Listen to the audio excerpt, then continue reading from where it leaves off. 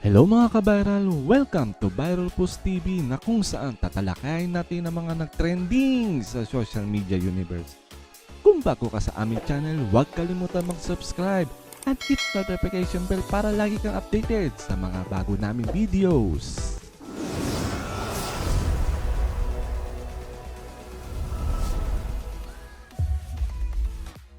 Yan, good morning guys. Gusto ko lang mag-comment dito sa sinabi ni Christopher Min regarding sa It's Showtime. Kasi nung nakarang episode ng It's Showtime, which nagbiro si Vice Ganda sa isang contestant na ang pangalan ay Christy. So, tinanong ni Vice, ang contestant, kamusta ka na Christy? Anong pinagkakahabalan mo bukod sa pagsisinungaling? Which sinabi niya naman yung joke naman. Tapos sumagot yung contestant na parakot-rakot lang. Tapos tawa. Nakarating ko kay Christopher Min. At ito yung sinabi niya. Isa sa mga sinabi niya. So, hilahin na lang natin yung sinabi niya kasama yung It's Showtime. Sabi ni Christy, ang dami mong parinig. Itong sinasabi ni Christy, ito yung sa radio show niya sa TV5 na Christopher Min. At mapapanood din sa YouTube to. Hanapin nyo na lang yung November 24 episode. Sabi ng Christopher Min, mga pili lang natin muna. Marami kasi ito gawan natin ng ibang topic, yung mga iba niyang sinabi. Pero ito yung tutukan muna natin. Ang una niya sinabi is yung marami po siyang pasaring sa It's Showtime. Ngunit, kakabanggit niya, ayaw naman tumaas ang ratings. So, diba? Hindi ko alam kung saan kumukuha ng bala to Basta panoorin niyo yung ang dami doon. Grabe. Ang dami niya sinabi kay Vice Ganda. Masasabi ko lang kasi dito, yung sinabi niya sa It's Showtime na hindi naman tumataas yung ratings pero marami kang pasaring. Sabi niya,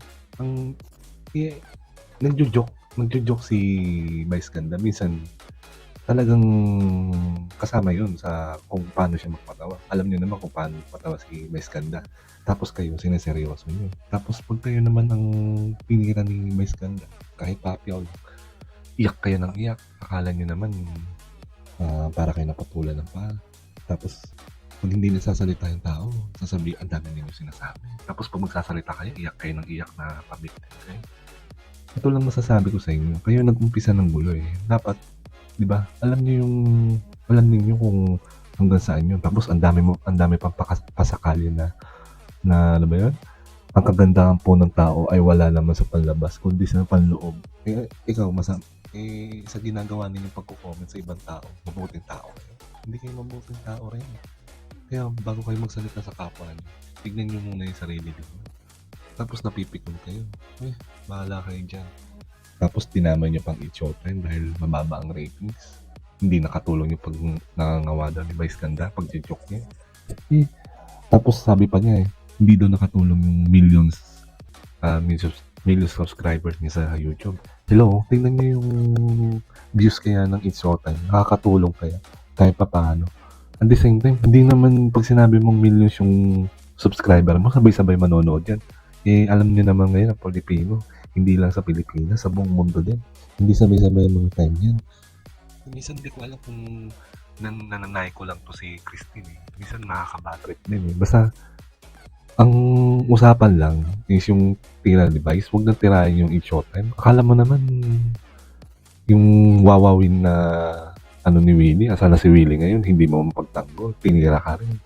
Di ba, panay puri mo nga doon kahit na hindi mo inahamin nagbibigay siya. Tapos later on, nagbibigay pala siya. Nung nagalit ka na sinumbatan ka na. Yun lang naman yung punto doon sagutin mo na lang kasi ng diretso kung ano yung inaan niya. Kung hindi ka nagsisinungaling, fine. Patunayan mo hindi ka nagsisinungaling sa mga sinasabi mo sa kanya. Basta, ito yung part 1. Antayin na lang natin yung part 2. Tapos nagbasa rin ako ng mga comments dito. Halimbawa, itong si hindi ko alam kung Smith Jones 28. Nasa to, YouTube mismo ng Christopher Min na sa 1PH. Yung sabi niya dito, dati ka pang ganyan. May pumupuna sa'yo, kaya ganyan ka. Kapag pinupuna mo sila sa mga vlog mo, kapag kay Willie, iyak-iyak ka. Kapag kay Vice, super ngawa ka. Ikaw naman ang duwag. Come on, magharap na kayo. Sabi. Tapos nako, Nay Christy, pag nalaos si Vice, mawawala ka ng kita. Tapos ito namang isa si yung tama na Christy, kung ayaw mong binabalikan ka, manahimik ka. So yun, maraming negativity itong natatanggap ko si Christopher Min. Kayo nang bahala kung nasa lugar ba o hindi. Basta pakinggan ninyo yung episode ng Christopher Min, November 24, 2023. At hindi kami pwede makapag-upload ng audio kasi baka makapiright kami. Maraming salamat and ciao!